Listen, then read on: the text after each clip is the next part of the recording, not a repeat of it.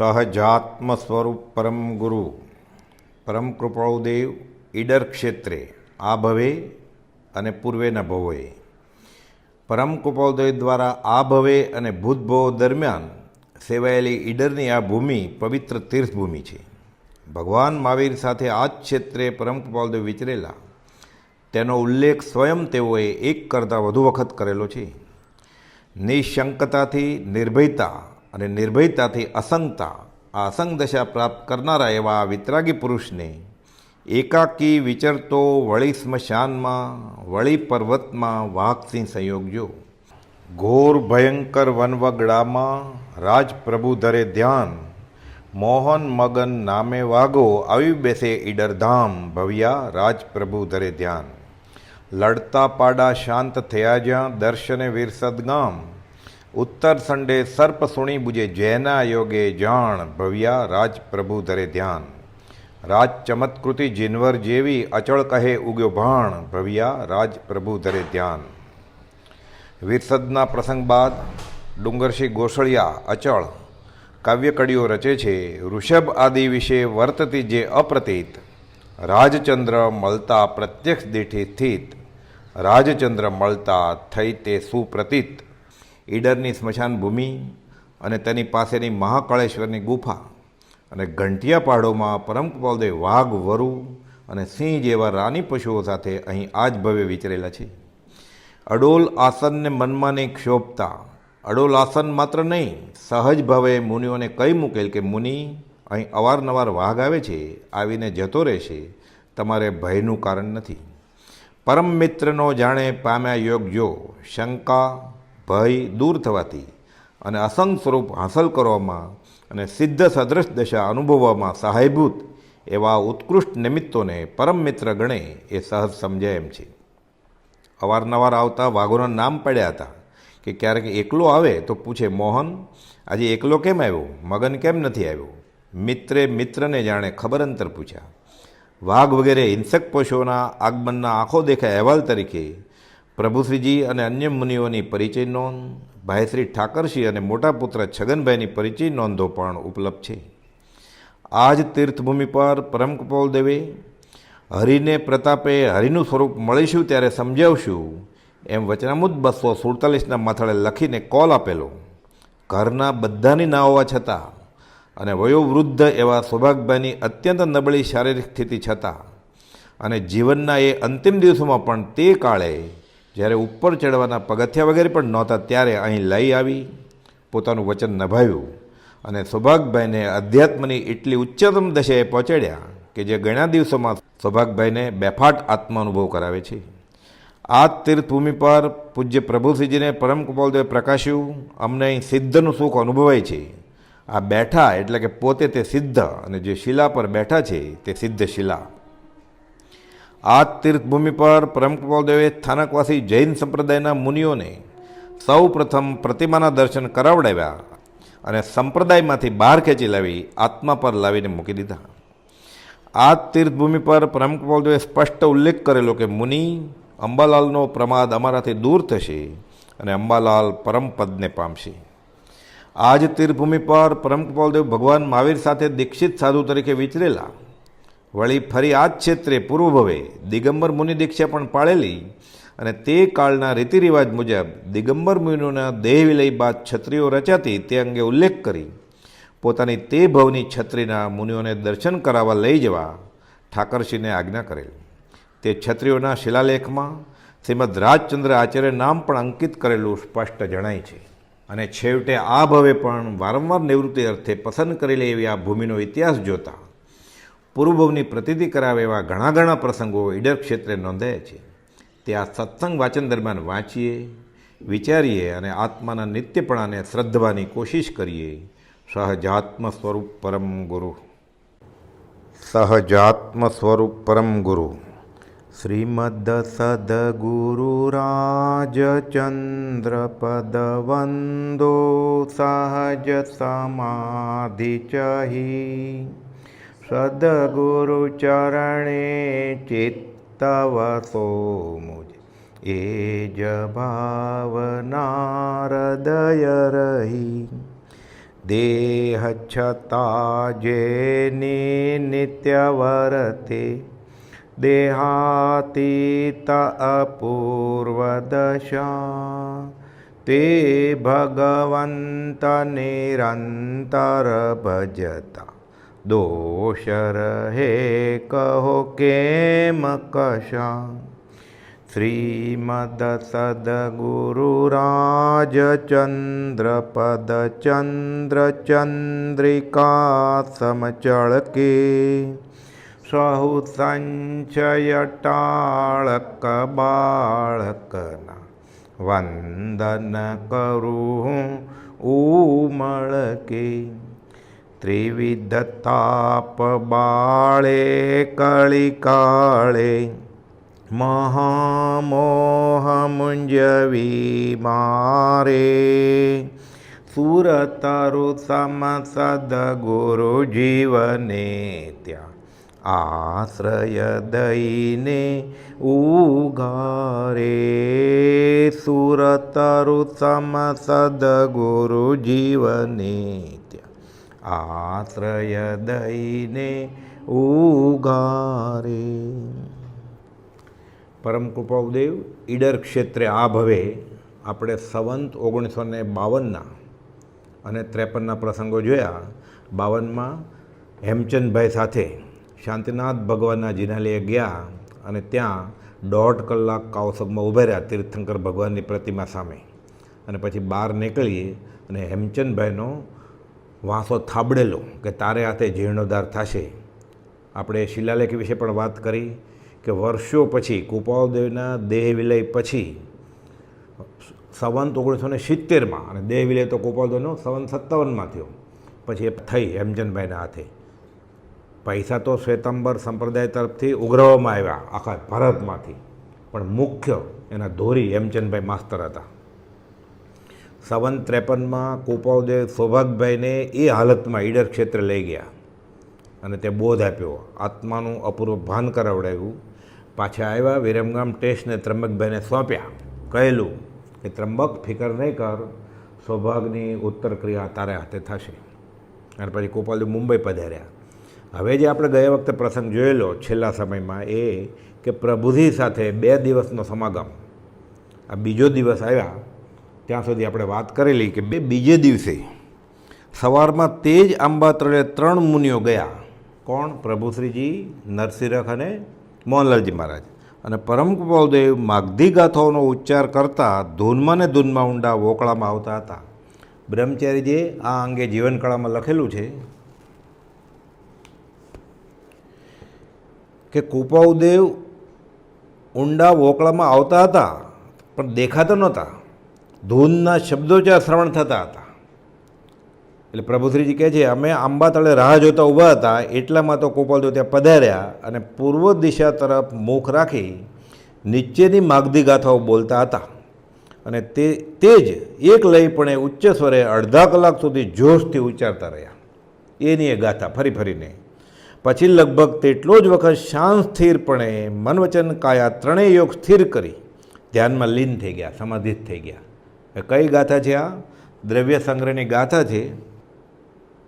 મા મુજ્ય મા રજ્ય મા દુસહ ઇઠ્ઠણિઠ્ઠ અઠ્ઠેસુ સ્થિરમિચ્છહી જયી ચિત્તમ વિચિત્ત જાણ પસી ધીએ.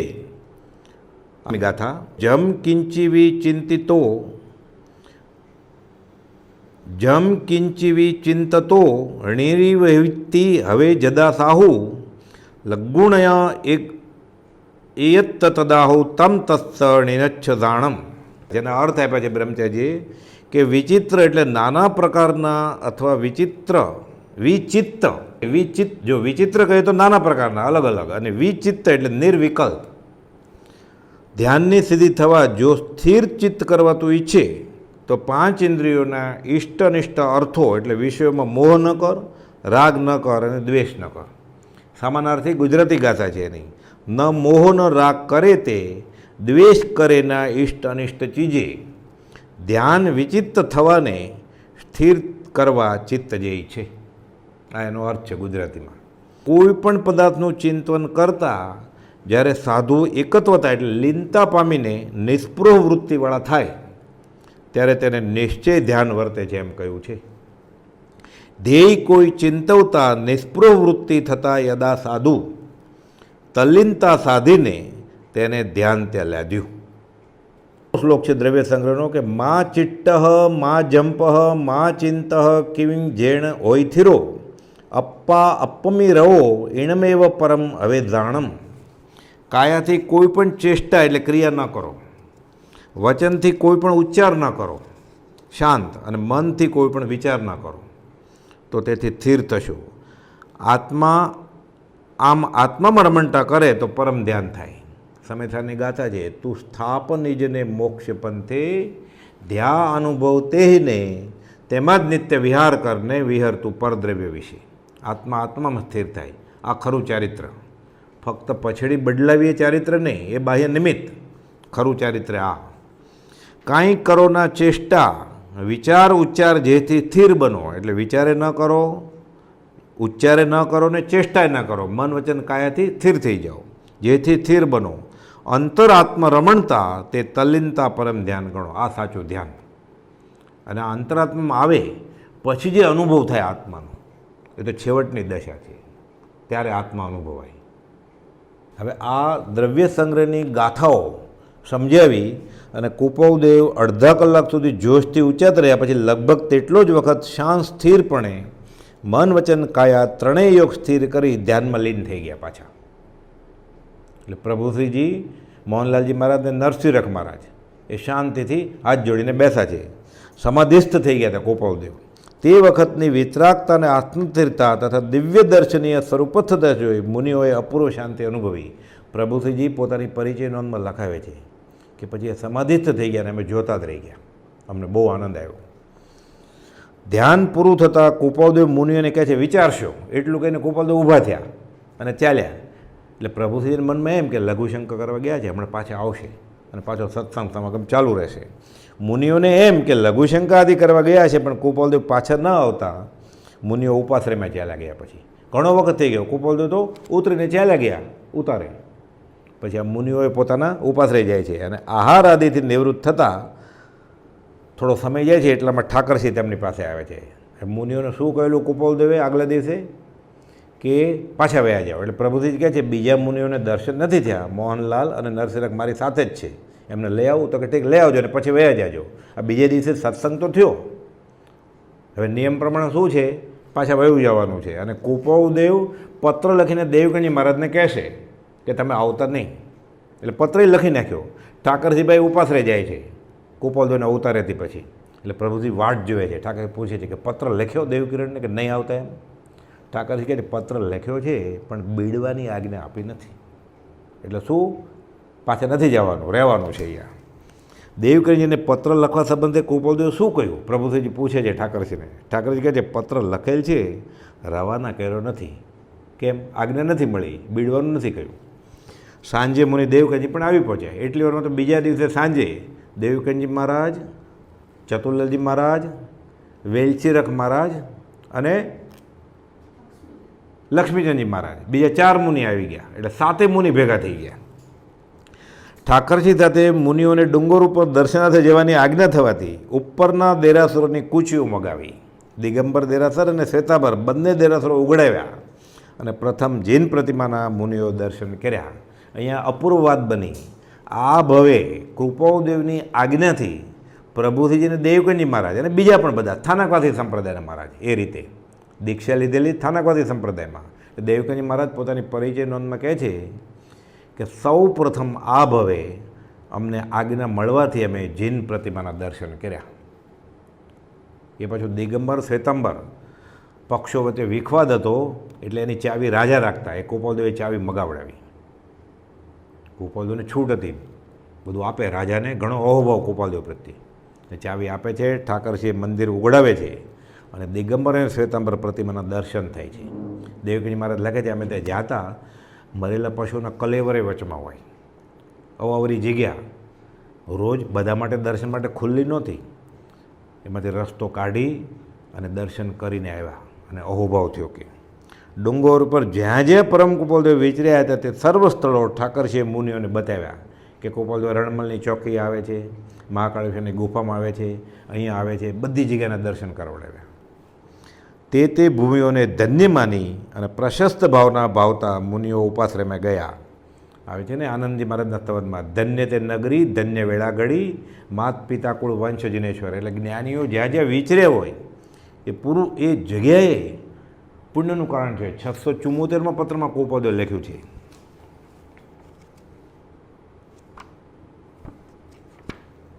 કે એ ઠાકરસિંહ મુનિઓને એ બધા સ્થળે લઈ જાય, એમાં ફાયદો શું થાય? કુપાલદેવ લખે છે, જે દેહધારી સર્વ અજ્ઞાન અને સર્વ કશાય રહિત થયા છે તે દેહધારી મહાત્માને ત્રિકાળ પરમ ભક્તિ નમસ્કારો. એટલે કુપાલદેવને તો નમસ્કાર જ, પણ તે મહાત્મા વર્તે તે દેહને, તે ભૂમિને, તે ઘરને, તે માર્ગને, તે આસનાદિ સર્વને નમસ્કારો. એ જે રસ્તેથી પસાર થયા હોય એ રસ્તાને નમસ્કાર. આપણને ખબર પડે અહીંયા મહાવીર સ્વામી વિચરેલા આ રુજુવાલિકા નદીને કિનારે કેવળ જ્ઞાન થયેલું, તો આપણે ત્યાં નદીને કિનારે જઈને નદીને નમસ્કાર કરીએ કિનારે. કેમ? યાદ આવે, ઇતિહાસ તાજો થાય. અને જ્ઞાની પ્રત્યે એની દશા પ્રત્યે ઉલ્લાસિત ભાવ આવે એટલે અનંત કર્મોની ક્રોડ ખપે. આ જ વાત કુપાલદેવે ખીમજીભાઈને 130માં પત્રમાં કરી છે કે જ્યાં જ્યાં વિચર્યા હોય સત્પુરુષ ત્યાં ફરીવાર એ જગ્યાએ જવાનું અને એ વિચાર કરવાનો કે અહીંયા કયો બોધ કરેલો જ્ઞાનીએ. સત્પુરુષ ચરણ જ્યાં ધરે જગમાં તીરથે, સત્પુરુષ ચરણ જ્યાં ધરે જંગમ તીરથે. આ તો જંગમ તીર્થ છે, સત્પુરુષનું પગલું પડે એ તીર્થભૂમિ. અંતકરણથી વચનામૃત 130માં કુપાલદેવ કહે છે, અંતકરણથી ઉગેલી અનેક ઉર્મિઓ તમને ઘણીવાર સમાગમમાં જણાવી છે. સાંભળીને કેટલેક અંશે તમને અવધારવાની ઈચ્છા થતી પણ જોવામાં આવી છે. ફરી ભલામણ છે કે જે સ્થળોએ તે ઉર્મિ જણાવી હોય, એ મહાકાળેશ્વરની ગુફાઓ હોય, એ ઘંટીઓ પહાડ હોય, એ રણમલની ચોકી હોય, જ્યાં જ્યાં કુપાલદેવ ગયા હોય અને બોધ આપ્યો હોય, ફરીવાર એ જગ્યાએ આપણે જાય અને યાદ કરીએ તો અનંત કર્મોની નિર્જરા થાય. જે સ્થળોએ તે ઉર્મિઓ જણાવી હોય તે સ્થળે જતાં ફરી તેનું અધિક અવશ્ય સ્મરણ કરશો. કુપાલદેવની આજ્ઞા છે. આ પદમસિંહભાઈને કહેલું, પ્રભુસિંહજીને, દેવકનજી મહારાજને અને બીજા મુનિઓને, 7 મુનિઓને તે મોકલ્યા દર્શન અર્થે. અને ઠાકરસિંહ બધી જગ્યાએ લઈ ગયો. કુપાલદેવે સ્વયં કહેલું કે દિગંબર સાધુઓની સમાધિ અગ્નિ સંસ્કાર કર્યો એ જગ્યાએ સમાધિ સ્થાન બનાવાતું, એ દેરીના દર્શન કરાવો. ઠાકરસિંહને કહેલું, પ્રભુસિંહને કહેલું ત્યાં અમારા પૂર્વજન્મના ત્યાં અસ્થિ પડેલા છે. એટલે અહોભાવ આવે. અને આમ કરતાં કરતાં ઊંડા ઉતરતા જીવને ક્યારેક પાત્રતા હોય તો જાતે જ્ઞાન પણ થાય. હવે 3જો દિવસ સમાગમનો. હવે તો 7 મુનિ ભેગા થઈ ગયા છે.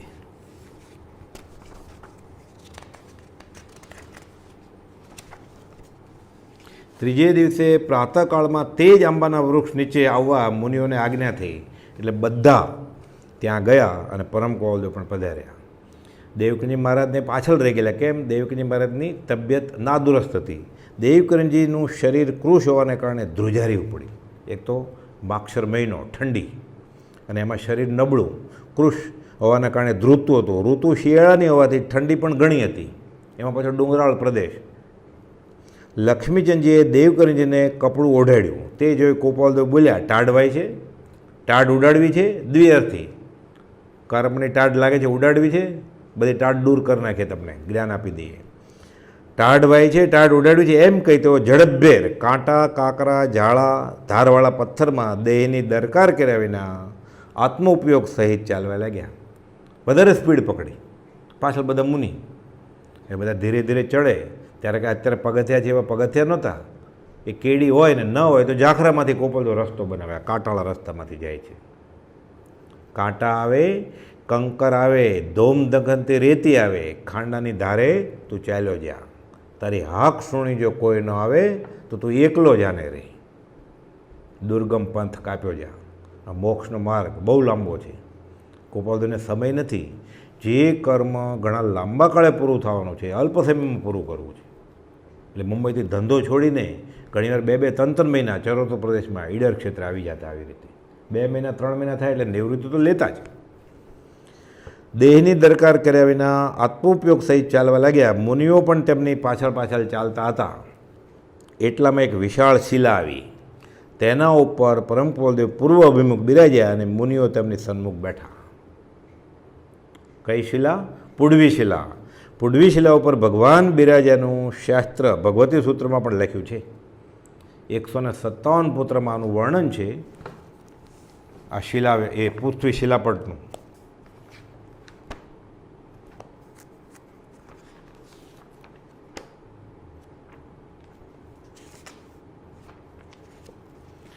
ભગવતી સૂત્રના શતક 3 ઉદ્દેશક 2માં આ વાત છે. હે ગૌતમ, ભગવાન મહાવીર કહે છે ગૌતમ ગંધર્વને, હે ગૌતમ, તે કાળ અને તે સમયમાં છદ્મસ્ત અવસ્થાએ, એટલે પહેલાંની વાત કરે છે, એટલે હજી પૂર્ણ જ્ઞાન પ્રગટ્યું નહોતું ત્યારની વાત છે.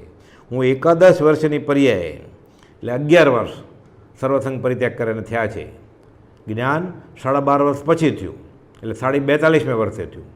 30 વર્ષે દીક્ષા લીધેલી. છઠ્ઠે સાવધાનપણે, એટલે 2 દિવસના ઉપવાસ, પછી પાણું, પછી પાછા 2 દિવસના ઉપવાસ. નિરંતર તપશ્ચર્યા અને સંયમથી આત્મતા ભાવતા પૂર્વાનુપૂર્વીએ ચાલતા એક ગામથી બીજે ગામ જતા વિચરે ઉદય પ્રયોગ, જ્યાં સુષમારપુર નગર એટલે ઈડર ક્ષેત્ર, જ્યાં અશોક વનખંડ બાગ એ જે બધો એરિયા, જ્યાં અશોક વર પાદપ, પાદપ એટલે ઝાડ, અશોક વૃક્ષ, જ્યાં પૃથ્વી શિલાપટ, આ પુડવી શિલાની જે વાત આવે છે, પૃથ્વી શિલાપટ ત્યાં આવ્યો. આવીને અશોકવર પાદપની નીચે પૃથ્વી શિલાપટ પર અષ્ટમ ભક્ત ગ્રહણ કરીને, અષ્ટમ એટલે 3 ઉપવાસ, બંને પગ સંકોચીને લાંબા કર કરીને એક પૂદગલમાં દ્રષ્ટિ અડગ સ્થાપીને અનિમેષ નયનથી જરા શરીર નીચું આગળ ઝૂકી રાખીને યોગની સમાધિથી સર્વ ઇન્દ્રિયો ગુપ્ત કરીને એક રાત્રિની મહાપ્રતિમા ધારણ કરીને વિચારતો હતો. એ કુપાલદેવ અહીંયા લખ્યું છે કાઉન્સમાં ચમર. હવે આની શાસ્ત્રમાં ભગવતી સૂત્રમાં વાત છે. ચમરની વાત એમ છે કે ચમરેન્દ્ર પોતાના પુણ્ય પ્રમાણે દેવલોક મળે એને. દેવલોકને ભવ પ્રત્યે અવધિ જ્ઞાન હોય, એટલે જોવે છે કે પોતાની ઉપર જે સોધર્મ ઇન્દ્ર છે એ તો પોતાની ઉપર છે ને એનો વૈભવ વધારે છે. હું જાઉં ત્યાં શુભમ ચક્રવર્તી થયું ને, હું 6માંથી 12 ખંડ કરું, હું ત્યાંનો વૈભવ લઈ લઉં. એટલે સામાનિક દો એને સમજાવે છે કે સૌને પોતપોતાના પુણ્ય પ્રમાણે મળે. એનું પુણ્ય એ ભોગવે છે, તમે તમારું પુણ્ય ભોગવો છો. આ કાંઈ ઓછું નથી, આપણે આગળ શું નથી કે, તો કે ના મારાથી વધારે કેમ, તો કે એની શક્તિ પણ વધારે હોય અને તમે એનો સામનો નહીં કરી શકો, તમને હેરાન પરેશાન કરી દેશે. તો કે ના. પછી આ વિચારે છે હું જાઉં તો ખરો ને કદાચ ફસાઈ જાઓ, તમારે શરણું કોનું લેવું વિચારે છે. ઉપયોગ મૂકે છે અવધિ જ્ઞાનથી કે ભગવાન મહાવીર અત્યારે ભરત ક્ષેત્રમાં ઈડર ક્ષેત્રે વિરાજે છે, એનું શરણું લઈશું. અને જો જીતી જાય ચમરેન્દ્ર તો કાંઈ વાંધો નથી, નહીં જીતું તો ત્યાં એનું શરણું લઈ લઈશું. જાય છે. સોધર્મ ઇન્દ્રને ખબર પડી કે આ તો નીચેના દેવલોકના દેવ છે, તરત વજ્ર છોડે છે, ભાગ્યા. આ પાછળ આ ચમરેન્દ્ર આવીને શું કરે છે, ભગવાન મહાવીરના 2 પગ વચ્ચે કંથવો થઈને બેસી જાય. ક્યાં? આ પૃથ્વી શિલાપટ ઈડર ક્ષેત્રે. આ ચમરની વાત આવી ત્યાં. પાછળ ઇન્દ્ર વિચારે છે કે આ તો તીર્થંકરનું શરણું લેવું જોઈએ, પહેલેથી મને ખબર હતો કે ભગવાનનું શરણું આનું છે તો હું વજ્ર છોડત જ નહીં કે. એટલે મિચ્છામી દુક્કડમ માગે છે અને પાછો વયો જાય છે. એટલે આખી આ વાત છે ચમરની. પ્રભુશ્રીજીને કુપાલદેવે આ પૃથ્વી શિલાપટની વાત કરેલી, એટલે એકવાર સમાગમમાં આગાહ ક્ષેત્રે વાત થતી હતી, એટલે કોઈ મુમુક્ષુએ કુપાલદેવ વિશે પૂછ્યું પ્રભુશ્રીજીને કે તમને વાત કરેલી, તો કે હા. તો કે પૃથ્વી શિલાપટની બધી વાત કરેલી, તો કે હા. ભગવાન મહાવીર વિચરેલા, તો કે હા. તમને બીજું શું કહેલું? પ્રભુ કે બીજું ઘણું કહેલું, પણ બધાને કહેવાનું ન હોય કે આજે કીધું હોય, ભક્તિ કરવા માંડો કે. એટલે આ પૃથ્વી શિલાપટની વાત છે. આ અહીં પુડવી શિલા પર જ કૃપાઉદયે બૃહદ દ્રવ્ય સંગ્રહ ગ્રંથ, જે પોતે ઈડરના દિગંબર જૈન પુસ્તક ભંડારમાંથી કઢાવ્યો હતો, તે લગભગ અડધો વાંચી લીધો. તે વખતે સાધુ સમુદાયની અદ્ભુત વૈરાગ્ય દશા વડે સદગુરુની ભક્તિ આત્મામાં ઉલ્લાસ પામી હતી. દેવકીજી મહારાજ શરીર કૃશ પણ પુરુષાર્થ જબરો, એટલે બધાને આનંદ ઉભરાય છે. તીવ્ર વૈરાગ્ય દશામાં આવી દેવકીજી બોલ્યા, હવે અમારે ગામમાં જવાની શું જરૂર છે? અહીંયા આત્માર્થમાં એટલો આનંદ આવે છે આ સત્સંગ સમાગમમાં, પરમ સત્સંગ થાય છે કે હવે મારે ગામમાં જઈને સમય બગાડવો નથી. પ્રભુજી કુપાલદેવ કહે છે તમને કોણ કહે છે કે ગામમાં જાઓ? તો રહ્યો અહીંયા સતત સત્સંગમાં. દેવકીની બોલે શું કરીએ, પેટ પડ્યું છે ને, પેટ કરાવે વેઠ. પરમ કુવલદે કહ્યું મુનિઓને પેટ છે તે જગતના કલ્યાણને અર્થે છે. જો પેટ જ ન હોત તો શ્રાવક પાસે સાધુ જાત જ નહીં, તો બદલામાં ધર્મ કેવી રીતે આપત? એટલે કહે છે જગતના કલ્યાણ અર્થે મુનિઓને પેટ છે. મુનિએ પેટ ન હોત તો ગામમાં નહીં જતા, પર્વતની ગુફામાં વસી કેવળ વિતરાગ ભાવે રહી જંગલમાં વિચરત અને જગતના કલ્યાણરૂપ થઈ શકત નહીં. એટલે કર્મ ઉદય જીનરાજનો ભવિજન સહાયક થાય, જ્ઞાનીનો ઉદય પણ પાત્રજીને તો કલ્યાણનું કારણ થાય. એ કુપોલદેવની સેવા કરવાની તક મળે, પ્રભુજીની સેવા કરવાની તક મળી બ્રહ્મચારીજીને, તો પોતાનું તો અહોભાગ્ય અનંત કર્મ ખપે. ભગવાન ઋષભનાથનો જીવ, પૂર્વભૂમાં જીવાનંદ વૈદરાજનો જીવ, એણે આત્મજ્ઞાની સંત વૈયવ જ કરી તીર્થંકર નામકર્મ બાંધ્યું અને પ્રથમ તીર્થપતિ બન્યા. એટલે આ રીતે કારણ કાર્યનો સંબંધ હોય છે. તેથી મુનિનું પેટ જગતના હિતાર્થે છે, કુપાલદેવ કહે છે. પછી કુપાલદેવે સાધુ મંડળને ઉદ્દેશીને પ્રશ્ન કર્યો કે યોગના અભ્યાસીઓ ધ્યાનમાં પોતાને અમુક પ્રકાશ આદિ દેખતાઓનું જણાવે છે, તે શું હશે? કે ધ્યાનમાં બેસે ને સામાન્ય રીતે થોડા દિવસમાં કે થોડા અઠવાડિયા મહિનામાં પછી એને પ્રકાશ દેખાવા માંડે, કાં તો કાનમાં અવાજ સાંભળવા મળે, કાં તો એમ જ સીધું થાય કે કુપાલદેવ મને કહે છે કે પ્રભુશ્રીજી મને કહી જાય છે. એટલે આવા બધા ભણકારા વાગે, જે પોતાને ભાવ હોય એ પ્રમાણે એને હેલ્યુસિનેશન થાય, આવા બધા ભણકારા વાગે. એટલે કોઈ સાધુ ઉત્તર આપી શકે નહીં. પોતે તે પ્રશ્નનો ખુલાસો કરે છે કુપાલદેવ કે ધ્યાનની અંદર ચિંતવે તેવું તે યોગ અભ્યાસને દેખાય છે. ધ્યાનમાં એમ ચિંતવે કે હવે મને આત્મા દેખાય છે, કેવો? તે જ તેજના અંબાર, એટલે એને તે જ દેખાય. એને એમ થાય એવો અનાહત ધ્વનિ, ગેબી અવાજ આકાશમાંથી સંભળાય છે, એટલે એને થોડા દિવસમાં એવું સંભળાવવા માંડે. કોઈને એમ થાય ચમત્કાર થાય છે મારી પ્રાર્થનામાં, મને ધ્યાનમાં એટલે સુગંધ મને આવે છે, તો સૂંઘવા માંડે, સુખડની સુગંધ આવે, મોગરાની આવે, ચંદનની આવે. એટલે કલ્પના છે. આત્માના કોઈ પણ ગુણ પૌદ્ગલિક ગુણ છે જ નહીં. એટલે પ્રકાશ એ આત્માનો ગુણ નથી, સુગંધ એ આત્માનો ગુણ નથી, અવાજ એ આત્માનો ગુણ નથી. એટલે કૃપાલદેવ કહે છે સૌભાગભાઈને 335મા પત્રમાં, જે વાસ્તવિક જ્ઞાનીને ઈચ્છે છે અને ઓળખે છે એ ધ્યાન આદિને ઈચ્છે નહીં, એવો અમારો અંતરંગ અભિપ્રાય છે. અને ખંભાતના કૃષ્ણદાસભાઈને કહે છે કે તમે એવું કંઈક મનમાં સંકલ્પ્યું હોય કે આવા તેજોમય પદાર્થને બધું જોઈએ અને ધ્યાનમાં રહીએ અને સંકિતની પ્રાપ્તિ થાય, તો પ્રાય જ્ઞાનીનું સ્વરૂપ સમજાય, આ કલ્પના છે એમ લાગશે. એટલે આ બધું છોડી દેજો. ત્રિભુવનભાઈ મુંબઈ આવેલા સમાગમ અર્થે, પછી કહે છે હું ધ્યાન કરું?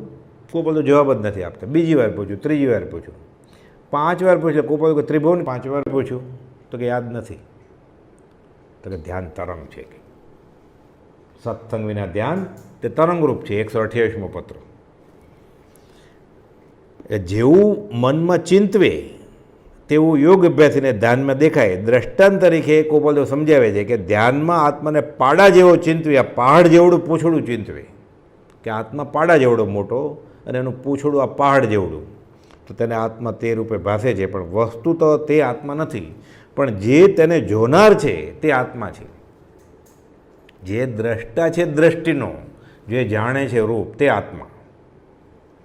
આટલો ખુલાસો કર્યા પછી સિદ્ધ આત્માના પર્યાય સંબંધી પોતે સ્પષ્ટીકરણ કરી સમજાવ્યું હતું કે સિદ્ધ ભગવાનને જે કેવળ જ્ઞાન વડે આપણે અહીંયા આટલા બેઠા છીએ તે રૂપે જાણે છે. એટલે સિદ્ધ પર્યાય છે પાછો. કેમ? સમયે સમયે આખા લોકનું સ્વરૂપ એ રીતે બદલ્યા જ કરે છે. જળ અને ચેતન, ઋતુ પ્રમાણે, વરસાદ પ્રમાણે, તડકા છાયા પ્રમાણે બધા પરિવર્તન થયા કરે. પ્રત્યેક જીવના જ્ઞાનમાં વધઘટ થયા કરે. એટલે સિદ્ધ ભગવાન એ આરસીની જેમ બધું જાણે તો સિદ્ધના પર્યાય બદલ્યા કરે. એટલે સિદ્ધ પણ એક પર્યાય છે, પણ શુદ્ધ પર્યાય છે. આપણું આ રૂપ તો પર્યાયનું છે, પણ આ અશુદ્ધવાળું છે આપણે, એટલે બદલ્યા કરીએ છીએ. એટલે કહે છે કે સિદ્ધ આત્માના પર્યાય સંબંધી સ્પષ્ટીકરણ કરીને સમજાવ્યું કે સિદ્ધ ભગવાનને જે કેવળ જ્ઞાન વડે આપણે અહીં આટલા બેઠા છીએ તે રૂપે જાણે, પછી આપણે અહીંથી ઉઠી જશું ત્યારે એના જ્ઞાનમાં દેખાય કે આ ઉઠી ગયા છે. એના રાગ દ્વેષ હર્ષ શોક રતિ અરતિ નથી, એને કંઈ કરવાનું નથી, કરાવડાવવું નથી, પ્રેરણા પણ ન કરે. કરતા ઈશ્વર કોઈ નહીં, ઈશ્વર શુદ્ધ સ્વભાવ. પણ આપણે અહીંથી ઉઠી જઈએ તો એ રૂપ જાણે કે ઉઠી ગયા, પ્રતિબિંબ પડે, એ દેખાય એને. એમ સિદ્ધના પર્યાય પણ સમયે સમયે પલટાયા કરે છે. લગભગ 1 વાગે પરમ કપિલદેવ સહિત સર્વ મુનિઓએ ગામ તરફ ગમન કર્યું. રસ્તામાં ચાલતા દ્રવ્ય સંગ્રહની પહેલી ગાથાનું પરમ કપિલદેવ ધૂનમાં પાછા રટણ કરતા હતા. એને દિવ્ય ધ્વનિ પ્રસરી રહ્યો હતો. નાગ જેમ મોરલીના ધ્વનિ પર એકતાર થઈ જાય તેમ કુપાવદેવના ધ્વનિથી ઉઠતા આનંદમાં અમે બધા એકતાર થઈ ગયા, મુનિ કહે છે. હવે આ ગાથા પછી જે કુપાવદેવ બોલતા હતા એ પણ એક બીજી ગાથા છે કે જીવમ જીવમ દવ્વ જીણવરસેણેણ જીણ ઇઠ્ઠિથ દેવિંદ વિંદ વંદમ વંદે ત સવદા શીર્ષા. દેવોના ઇન્દ્રને પણ પૂજ્ય, જે જીનવરોમાં ઉત્તમ એવા તીર્થંકર ભગવાનને જીવ અને અજીવ દ્રવ્યનું જે નિરૂપણ કર્યું છે આ ભગવાને, તેને મસ્તક નમાવીને હું સર્વદા સર્વ પ્રકારે વંદન કરું છું. ગોપાલદેવ આ જ ગાથાને ફરી ફરીને ધૂનમાં લલકારતા હતા. ચોથો દિવસ હવે સમાગમનો. મધ્યાહ્ન પછી ઠાકરસિંહને ઉપાશ્રયમાં મુનિઓને બોલાવવા મોકલ્યા. એટલે બધા આજ્ઞા પ્રમાણે ડુંગરની તળેટીમાં ગયા. જે જગ્યાએ સંકેત કર્યો કે આ જગ્યાએ બધાને મળવાનું. પરમ કપિલદેવે ઠાકરસિંહને દેરાસરની કૂચીઓ લેવા મોકલી અને મુનિઓને તેમની સમીપ બેઠા. બધા મુનિઓ બેઠા. મોહનલાલજી મુનિએ વિનંતી કરી કે આહાર કરી રહ્યા પછી મોહપતિ બાંધતા મને થોડી વાર લાગે છે, તેથી મોટા મહારાજ મને દંડ આપે છે. એ મૂળમાં તો મોહનલાલજી મહારાજે કુળ ધર્મે જૈન નહીં, પાટીદાર નરોડાના, એટલે મોહપતિ બાંધતા અને છોડતા એ રીતે સમય જાય એટલે લલુજી મહારાજ કે ખીજાય છે મને, એટલે કુપાલદેવને ફરિયાદ કરે છે. પરમ કુપાલદેવે બધાને મોહપતિ કાઢી નાખવાની આજ્ઞા કરીને કહ્યું કે ઈડરની આસપાસ 20 ગાંવ સુધી મોહપતિ બાંધવી નહીં, અને કોઈ પૂછે તો શાંતિથી વાતચીત કરીને તારા મનનું સમાધાન કરવાનું કે તમે સ્થાનકવાથી સાધુ છો, આ મોહપતિ કેમ કાઢી નાખી તો સમજાવજો, દ્વેષ કર્યા વગર, કે જ્ઞાનીની આજ્ઞા મળે છે, અમને આજ્ઞામાં રહેવું છે. ઠાકરસિંહ કૂચીઓ લઈ આવ્યા એટલે મુનિઓને બીજી વખત ઈડરના ગઢ ઉપર દર્શને જવાની આજ્ઞા કરી પાછી, કે ફરીવાર દર્શન કરો. એટલે ઘણીવાર સ્વચ્છંદ કે એવો કદાગ્ર મનમાં રહી ગયો હોય, મને એકવાર તો કરે, બીજી વાર ન કરે તો. પ્રભુશ્રીને તો સાંગોપાંગ પ્રથમ મિલનમાં 3 નમસ્કાર કરેલા, પણ બીજા 6 મુનિ હતા. એટલે ફરીવાર બીજે દિવસે કોપાલો કે જાઓ દર્શન કરાયો. પોતે શહેરમાં પધાર્યા અને બધા મુનિઓ દર્શનાર્થે જાય છે. મુનિઓએ ઠાકરસિંહને સાથે લઈ બંને દેરાસરોના દર્શન કરી ભૂરા બાવાની ગુફા તેમજ પહાડની ટોચે જ્યાં જ્યાં ગોપાલદેવ વિચરેલા, સમાધિ ધ્યાન આદિ કરેલા ત્યાં ત્યાં જઈ સ્તુતિ ભક્તિ કરી સદગુરુના ભક્તિપૂર્ણ પદોનો ઉચ્ચાર કરતાં કરતાં ઉપાશ્રયમાં પહોંચ્યા. જ્ઞાનીની આજ્ઞાએ આ બધી ક્રિયા થતી હોય, જાઓ અહીંયા દર્શન કર્યા આવે, જાઓ આ સ્થળે જઈ આવો, આટલું વાંચો, કેવો આનંદ આવે. અને જ્ઞાનીની આજ્ઞા મળે એ મહાપુણ્ય ઉદય છે. એ આજ્ઞા પાળવામાં જે આજ્ઞા રુચિ જન્મે, ઉલ્લાસિત પરિણામ થાય, આ સંકિત છે આજ્ઞા રુચિ સમય કરતો. 5મો દિવસ સમાગમનો, સંવત 55નો.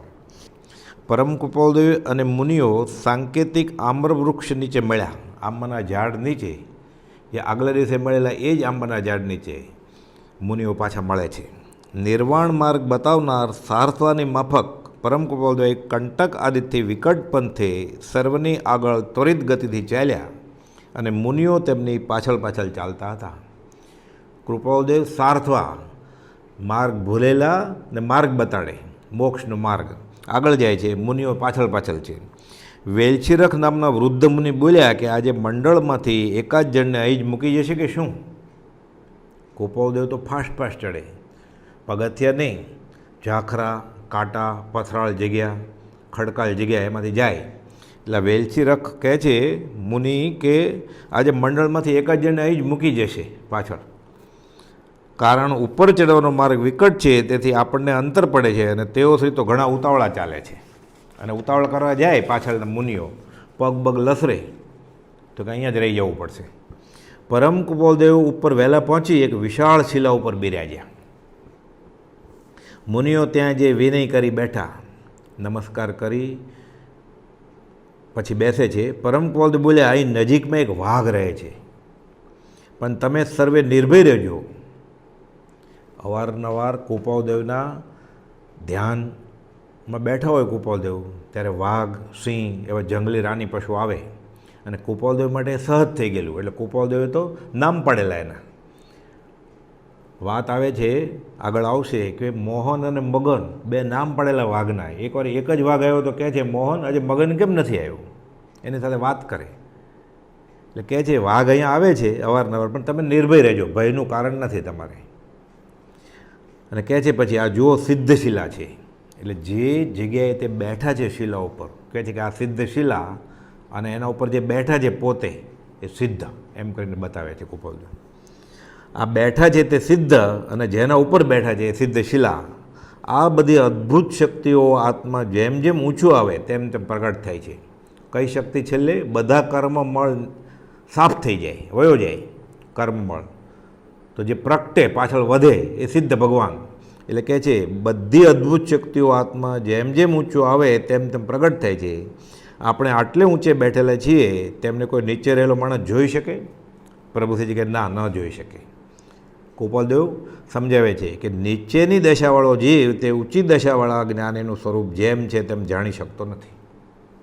એટલે પહેલાં ગુણ સ્થાનકમાં હોય એને બહુ તો સાંભળીને, વાંચીને, લાંબા કાળના સત્સંગથી ચોથાવાળાને ખબર પડે કે સમકીદ એટલે શું હશે. અંદાજ લગાવે થોડો ઘણો પોતાની બુદ્ધિથી અને સત્સંગના બળે.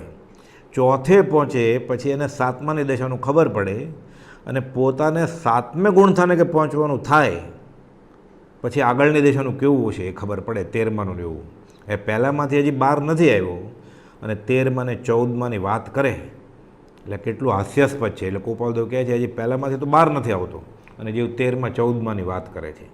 એટલે આપણે કુપાલદેવની દિશા માપી કેવી રીતે શકીએ?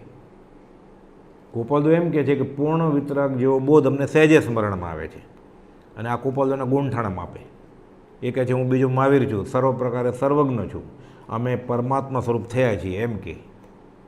એટલે ન ઓળખાય જ્ઞાની તો વાંધો નહીં, સત્સંગના બળે વિષય કશાય ઓછા થશે એના બળે આગળ જતાં ઓળખાશે. પણ અત્યારે નિર્ણય લઈ લે અને એ રીતે પ્રવૃત્પણા કરે, આ અનંતાનુબંધી કશાય છે. એટલે પહેલાંવાળો ચોથાને, ચોથાવાળો સાતમાને, અને સાતમાવાળાને આગળની ખબર પડે. અને કુપાલદેવે તો 201માં પત્રમાં લખ્યું છે સૌભાગભાઈને કે આજે સાક્ષાત અનુભવ પ્રાપ્તિ છે. સંવંત 1947 સમકિત શુદ્ધ પ્રકાશ્યું રહે. તો આપણે માપી કેમ શકીએ કુપાલદેવની? કાં તો જ્ઞાનીના ગુણગ્રામ ગાવાના, અને ન ખબર પડે તો જ્ઞાની ગમે કરીને વાત છોડી દેવાની, પણ પોતાનો અફર્મેટિવ નિશ્ચયાત્મક અભિપ્રાય આપી નહીં દેવાનો. નીચેની દશાવાળો જીવ તે ઊંચી દશાવાળા જ્ઞાનીનું સ્વરૂપ જેમ છે તેમ જાણી શકતો નથી, પણ યોગ્યતા પ્રાપ્ત થાય અને ઉચ્ચ દશામાં આવે તો દેખી શકે. આપણે ડુંગર ઉપર ઉચ્ચ સ્થાને હોવાથી આખું શહેર અને દૂર સુધી સગળું જોઈ શકીએ છીએ. કુપાલદેવ ઉપર બેઠા છે, બધું જાણે છે, જોવે છે. આપ શ્રીમદ બધું જ જાણો છો. અને નીચે ભૂમિ ઉપર ઊભેલો માત્ર તેટલી ભૂમિને જ દેખી શકે છે. તેથી જ્ઞાની ઉચ્ચ દશાએ રહી નીચે તેને કહે છે કે તું થોડે ઊંચે આવ, પછી જો તને ખબર પડશે. પછી પોતે ઉત્તરાધન સૂત્રના 3જા અધ્યયનની પહેલી ગાથા અલૌકિક દિવ્ય સુરથી અને મોહક આલાપથી બોલ્યા. વનમાં ચોપાસ તેનો પ્રતિઘોષ એટલે પડઘો પ્રસરી રહ્યો હતો. કઈ ગાથા?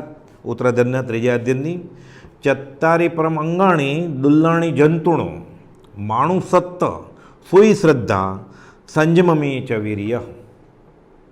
એટલે 4 અંગો આ દુષ્પ્રાપ્ય છે. સમશ્લોકી અનુવાદ છે, 4 અંગો દુષ્પ્રાપ્ય જીવોને જગમાં બહુ, મનુષ્યત્વ, શ્રુતિ, શ્રદ્ધા, સંયમે વીર્ય જાગવું. કુપાલદેવ સમજાવે છે પછી કે આ સંસારમાં પ્રાણીને ધર્મના 4 પ્રધાન અંગો એના કારણો બહુ દુર્લભ છે. પહેલાં તો મનુષ્ય ભવ જ 10 દ્રષ્ટાંતે દુર્લભ છે. બહુ પુણ્ય કેરા પુનથી શુભ દેહ માનવનો મળે.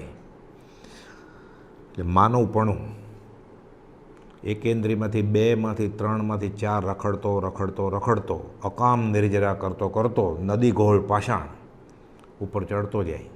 ટીપું એ નહીં, એનાથી એ ઓછું, એ પુણ્ય ભેગું થાય પછી બહુ પુણ્ય કેરા પુંજ એટલે ઢગલો થાય પુણ્યનો, ત્યારે મનુષ્યનો દેહ મળે. એ પાછું કાકતાલીન ન્યાય મળ્યો હોય. સકામ નિર્જરાથી મળ્યો હોય તો ધર્મની કરણી કરે અને આગળ વધે.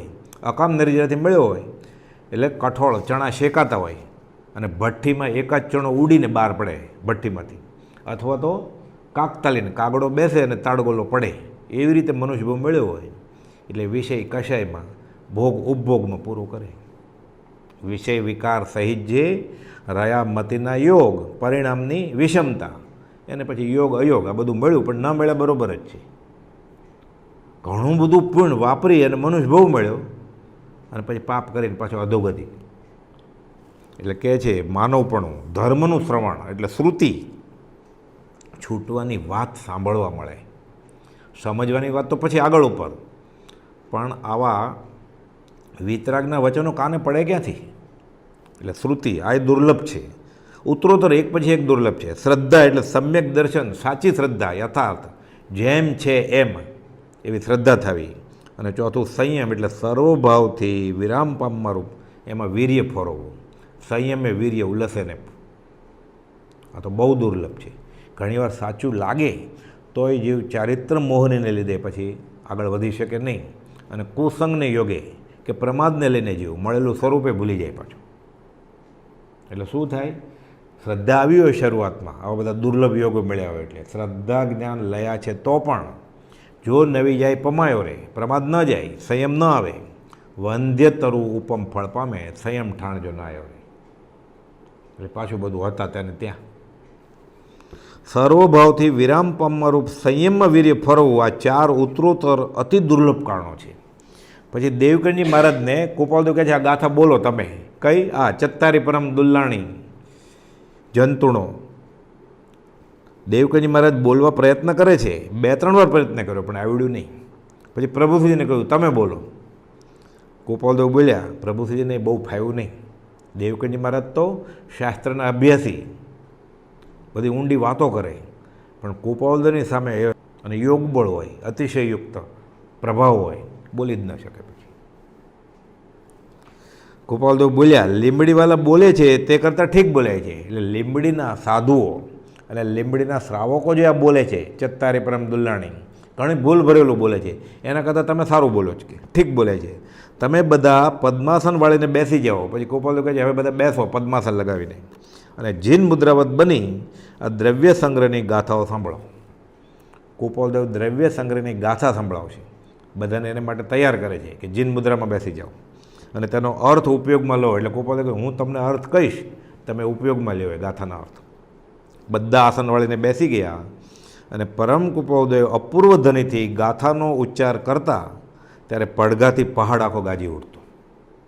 એકાંત જગ્યા એટલે ઉપર મોટા મોટા ડુંગરના ટુકડા હોય, બધા ઘંટિયા પહાડ, નામ જ ઘંટિયા, ઘંટીના પડ જેમ, એટલે પડઘા પડે, પહાડ ગાજી ઉઠતો. ગાથા બોલી રહ્યા પછી તેનો અર્થ કરતા હતા અને સારરૂપ પરમાર્થ પણ કહેતા. પછી છેલ્લે કે ક્રક્સ ઓફ ધ સ્ટોરી, આ ગાથામાંથી શું સંદેશો છે, જ્ઞાનીનો બોધ શું છે, એમ આખો દ્રવ્ય સંગ્રહ ગ્રંથ પરિપૂર્ણ સંભળાયો.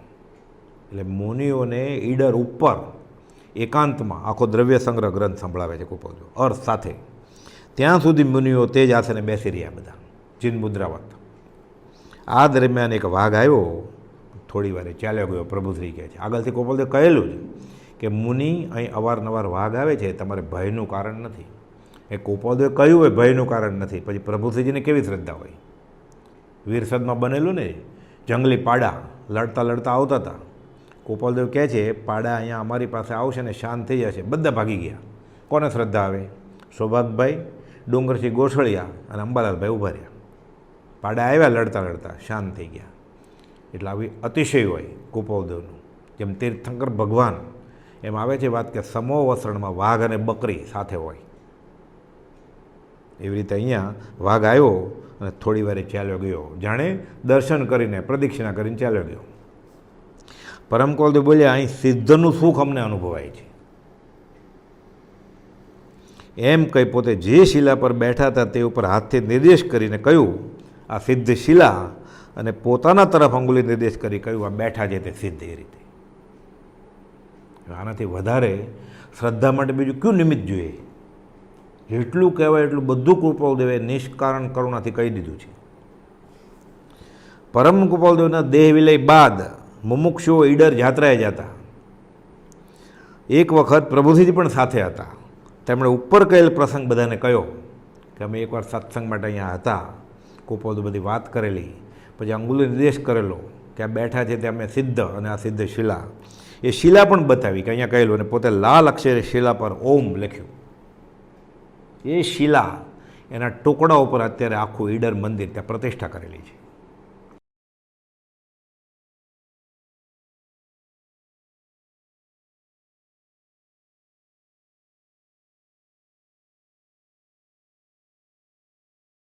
ગોપાલદેવની પદ્માસનવાળી પ્રતિમા છે ત્યાં,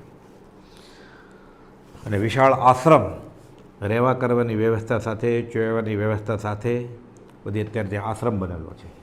દેવકનજી મુનિ તો આ સમાગમની ખુમારીમાં પ્રમોદ પ્રગટતા ઉલ્લાસપૂર્વક બોલી ઉઠ્યા, અત્યાર સુધીમાં જે જે સમાગમ પરમગુરુનો થયો તેમાં આ સમાગમ સર્વોપરી થયો છે.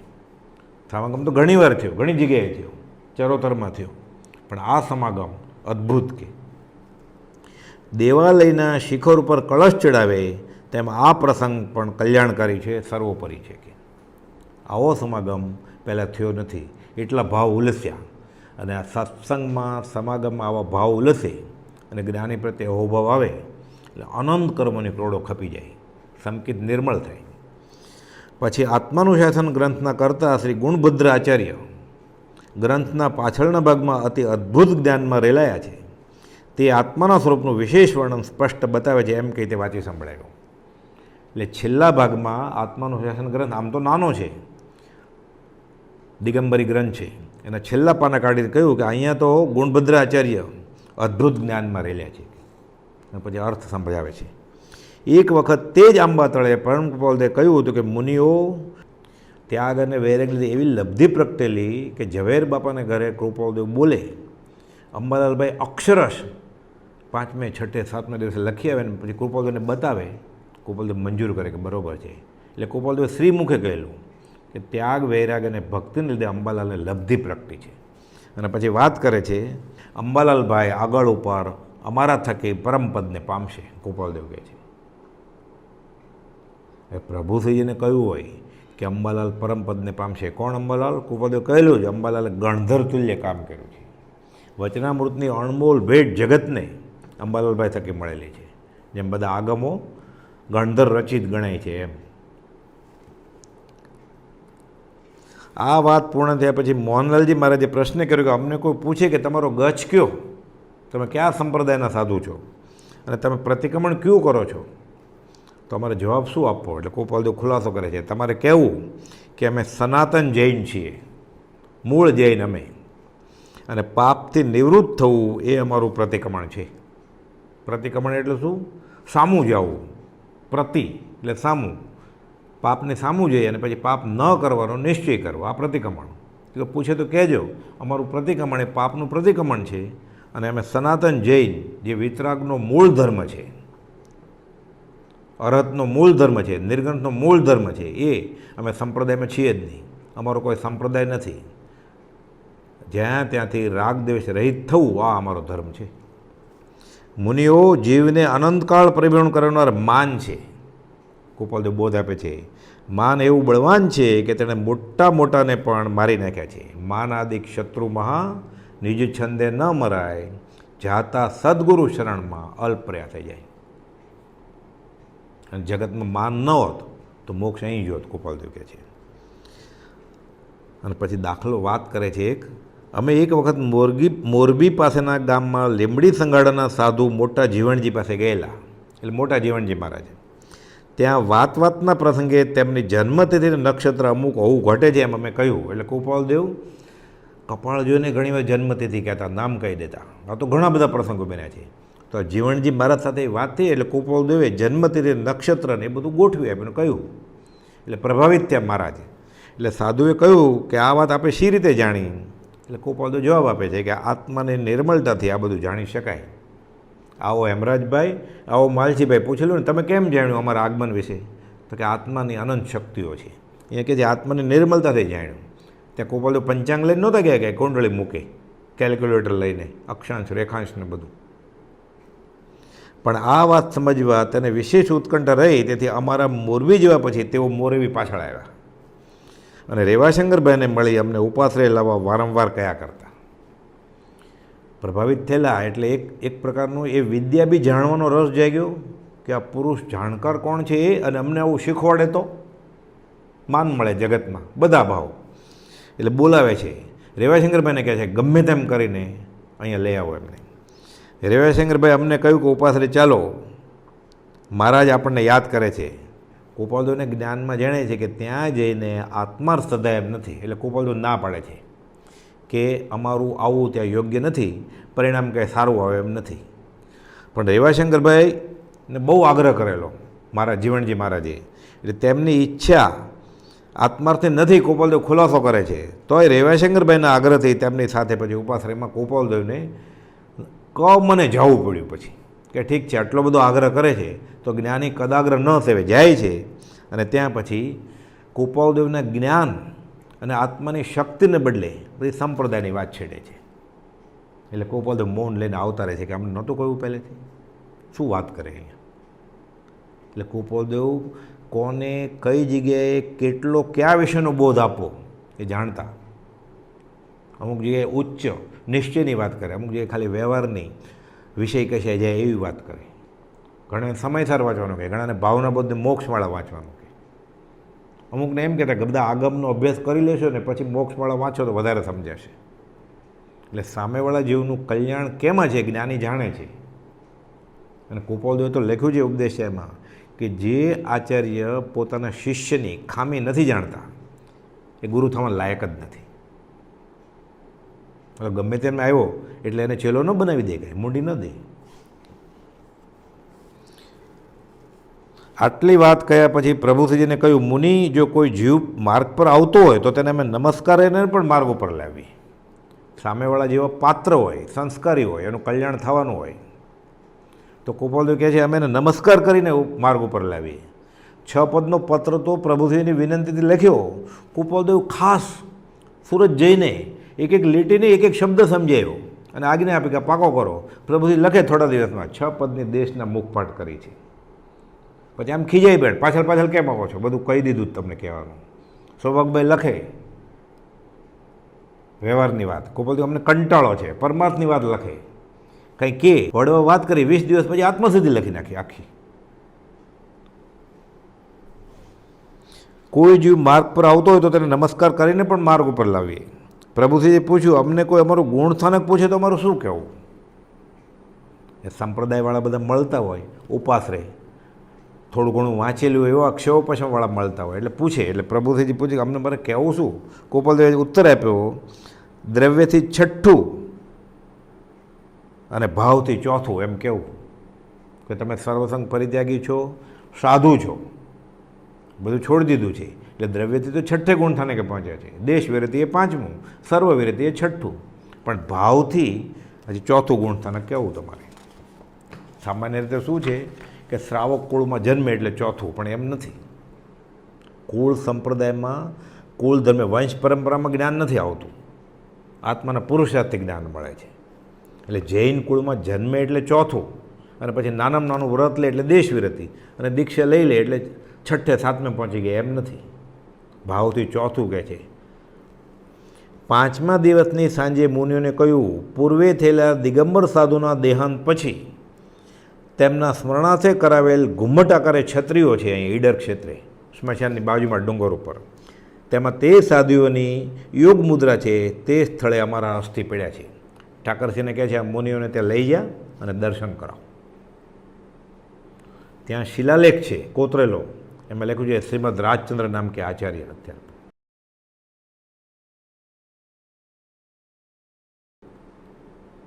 3 સાધુઓ છે. એમાં એક વાત એવી છે કે ગોચરીએ ગયા અને ખાવામાં ઝેરી પદાર્થ આવ્યો અને કાવસગમાં 3 મુનિઓએ દેહ છોડી દીધો. તે છત્રીના દર્શન કરવાની ઠાકરસિંહને આજ્ઞા કરી કે મુનિઓ લઈ જા, અને ત્યાં એક છત્રી પર કોતરેલું છે કે શ્રીમદ રાજચંદ્ર નામ કે આચાર્ય. ઘણો બધો લેખ છે આખો જૂનો. સંભવનાથ દિગંબર દેરાસરનું ટ્રસ્ટ એને સંભાળે છે અત્યારે. અને એ લંબાણમાં પછી ગોપાલદેવ એ અંગે બોધ કરે છે. એ આપણે હવે અવસરે લેશું. સહજાત્મ સ્વરૂપ પરમ ગુરુ.